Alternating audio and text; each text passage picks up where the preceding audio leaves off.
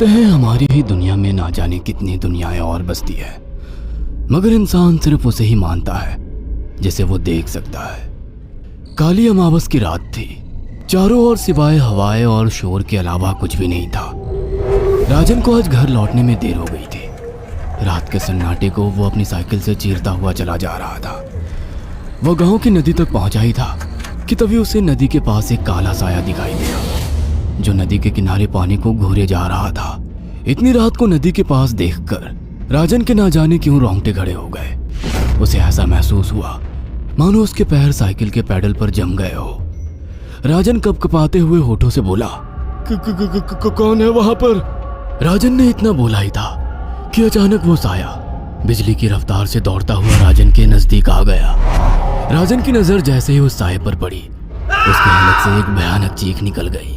इस घटना के 1 महीने बाद अर्जुन का सारा ध्यान ड्राइविंग पर था। उसकी पत्नी शिखा कार में ड्राइविंग सीट के बगल में बैठी हुई एक मैगजीन पढ़ रही थी। शिखा ने मैगजीन रखकर अर्जुन की ओर देखकर कहा, और कितनी दूर रह गया है तुम्हारा गांव अर्जुन? बस थोड़ी दूर रह गया है, आधे घंटे में हम पहुंच जाएंगे। तुम्हारे चेहरे पर इतनी टेंशन क्यों है? टेंशन क्यों नहीं होगी शिखा, मैंने अपनी माँ को बगैर बताए तुमसे लंदन में शादी जो कर ली। पता नहीं माँ तुम्हें देखकर कैसे रिएक्ट करेगी। डोंट वरी अर्जुन, मुझ पर भरोसा रखो। तुम्हारी माँ को मनाने की जिम्मेदारी मेरी है। आई होप शिखा ऐसा ही हो। यकीन मानो अगर ऐसा हुआ ना तो मेरे ऊपर से एक बहुत बड़ा बोझ उतर जाएगा। अब मुस्कुरा भी दो यार। अच्छा, तुम बता रहे थे कि गांव में तुम्हारी बहुत बड़ी हवेली बनी हुई है। कुछ बताओ ना अपनी हवेली के बारे में। अरे 15 मिनट में हम वैसे भी पहुंचने वाले हैं, तुम खुद देख लेना। कुछ ही देर में अर्जुन अपने गांव वीरपुर अपनी हवेली में खड़ा हुआ था। अर्जुन की मां अर्चना देवी अर्जुन के स्वागत के लिए हवेली के बाहर खड़ी हुई थी। अर्जुन ने दौड़कर अपनी मां के पैर छुए।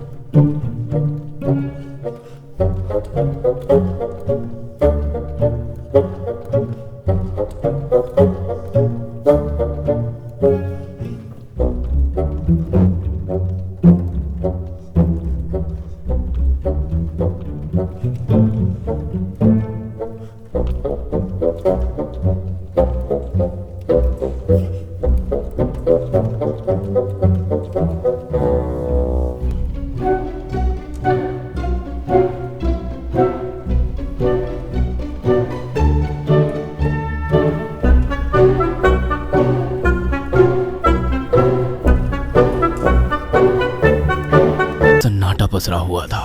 उसे याद था कि उसकी हवेली में बहुत सारे नौकर चाकर हुआ करते थे। डाइनिंग टेबल पर डिनर के दौरान अर्जुन अपनी माँ से जो बोला वो सुन उसकी पत्नी शिखा और रहस्यमय अंदाज में मुस्कुराकर लगातार देखे जा रही थी। माँ, हवेली के सारे नौकर कहाँ गए? मैंने सबको छुट्टी दे दी बेटा। लेकिन क्यों माँ, तुम्हें तो काम करने में बहुत ज्यादा तकलीफ होती होगी। नहीं बेटा, मुझे कोई तकलीफ नहीं होती। कुछ वक्त से मुझे सुकून और सन्नाटा अच्छा लगता है। अर्जुन इससे पहले अपनी माँ से कुछ कहता कि उसकी माँ ने उसे बोलने से रोक दिया। अर्जुन चुपचाप खाना खाने लगा।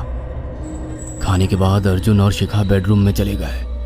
अर्जुन बेड पर सोच में लेटा हुआ था कि अचानक शिखा अर्जुन से लिपट गई और वासना का तूफान अपने चरम पर पहुंच गया था। अचानक शिखा को दरवाजे पर 2 लाल लाल आंखें दिखाई दिए। उसे ऐसा लगा जैसे कि कोई उसे देख रहा हो।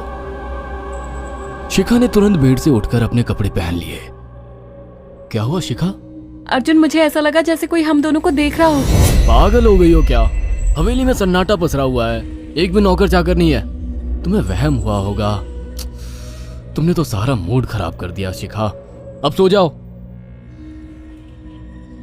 उस रात अर्जुन तो गहरी नींद में सो गया, मगर शिखा की आंखों से नींद कोसों दूर थी। अगली सुबह शिखा जल्दी उठकर किचन की ओर चली गई, मगर उसने देखा कि उसकी सास अर्चना नाश्ता तैयार कर चुकी थी। माँ, आपने तकलीफ क्यों की? मुझे बुला लेती आप। शिखा की बात सुनकर उसकी सास अजीब से अंदाज में शिखा की ओर देखने लगी। उनके देखने के अंदाज में पता नहीं ऐसा क्या था कि शिखा को अपने रोंगटे खड़े होते हुए महसूस हुए। अर्चना धीरे धीरे करीब कदमों से शिखा के करीब आकर बोली, कोई बात नहीं बेटी, तुम्हें अब यहीं रहना है। तुम सिर्फ मेरे बेटे के साथ प्यार से रहो और जल्दी से मुझे एक पोता दे दो।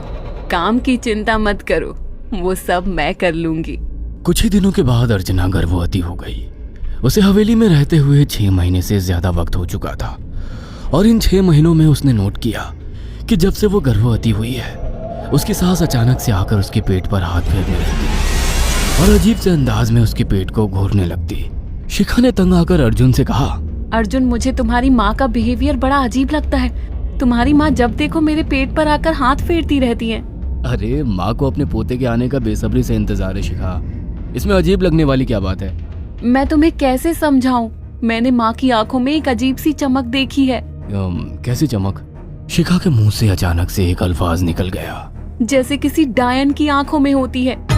शिखा की बात सुनकर अर्जुन का गुस्सा 7वें आसमान पर पहुंच गया। वो गुस्से से चीखते हुए बोला, खबरदार शिखा, आगे एक शब्द मेरी माँ के खिलाफ मत निकालना, नहीं तो मुझसे बुरा कोई नहीं होगा। तुम्हें शर्म आनी चाहिए शिखा। जब से तुम यहाँ पर आई हो तब से मेरी माँ तुम्हारी कितनी चिंता करती है। वह तुम्हें समय से खुद नाश्ता बनाकर देती है, खाना देती है, यहाँ तक कि हवेली की साफ सफाई भी वो अकेली करती है। क्या बोलूं अब तुमसे, शर्म आती है मुझे तुम्हें अपनी पत्नी कहते हुए। इतना कहकर अर्जुन गुस्से से कमरे से निकल गया। शिखा अर्जुन से बहुत कुछ कहना चाहती थी मगर कह नहीं पाई।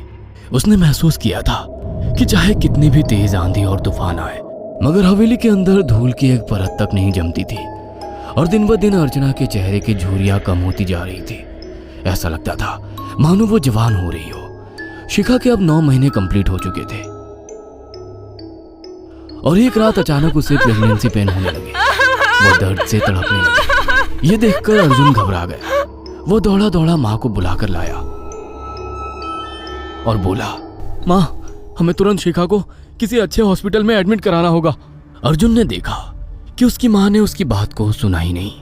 वो तो बस शिखा के गर्भ की ओर आंखें फाड़ फाड़ कर देखी जा रही थी। अर्जुन एक बार चिल्लाकर कहा, माँ, हमें शिखा को इसी वक्त हॉस्पिटल में एडमिट कराना होगा।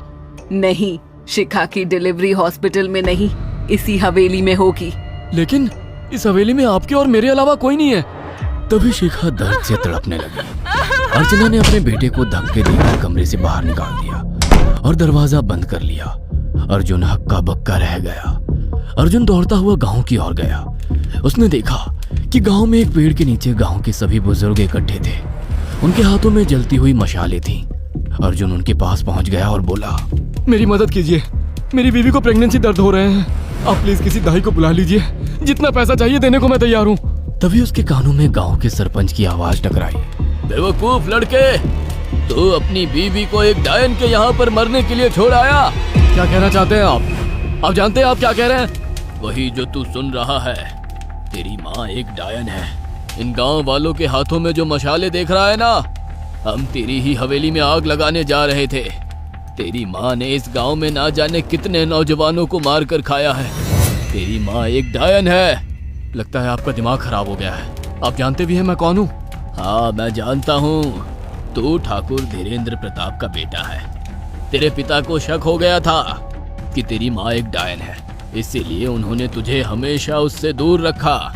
पहले तेरी माँ ने तेरे पिता को मारा और धीरे धीरे करके वह हवेली के सारे नौकरों को मार कर खा गई और फिर गांव वालों को भी मारने लगी। और अब तो तेरे होने वाले बच्चे को खाएगी, क्योंकि डायन को नवजात शिशु का मांस खाना बहुत पसंद होता है। अगर मेरी बात पर यकीन नहीं है तो चलकर मेरे साथ तो खुद अपनी आंखों से देख ले। इतना कहकर सरपंच अर्जुन को लेकर हवेली की ओर चल पड़ा। उसके पीछे कई लोग थे जो जलती मशाले पकड़े हुए थे। हवेली के अंदर घुसकर उन्होंने उस कमरे के दरवाजे को तोड़ दिया जहां पर शिखा थी। कमरे का मंजर देखकर अर्जुन के रोंगटे खड़े हो गए। उसने देखा कि उसकी माँ एक बेहद भयानक रूप में उसके बच्चे का मांस खा रही थी और उसकी पत्नी शिखा फर्श पर मरी हुई पड़ी थी और पूरा फर्श खून से लाल था। अर्जुन को अपनी आंखों पर यकीन नहीं आ रहा था कि तभी उसकी माँ उसके ऊपर झपटी। सरपंच ने चीखकर कहा, अरे इस डायन को आग लगा दो, जिंदा जला दो इसे और साथ ही इस हवेली को भी। सभी लोगों ने जलती हुई मशालें डायन के ऊपर फेंक दी। देखते ही देखते डायन दर्द से चीखने और चिल्लाने लगी और कुछ ही देर में वो जलकर राख हो गई। हवेली में आग लगते ही सभी लोग अर्जुन को खींचकर बाहर ले आए। अगले दिन अर्जुन अपनी पत्नी की यादें साथ लेकर आंखों में आंसू लिए दोबारा लंदन वापस चला गया। अगर आपको हमारी ये कहानी पसंद आई हो तो इसे लाइक और शेयर करना ना भूलें। साथ ही ऐसी और नई कहानियों के अपडेट्स पाने के लिए हमारे चैनल अक्षु टीवी को जरूर सब्सक्राइब करें।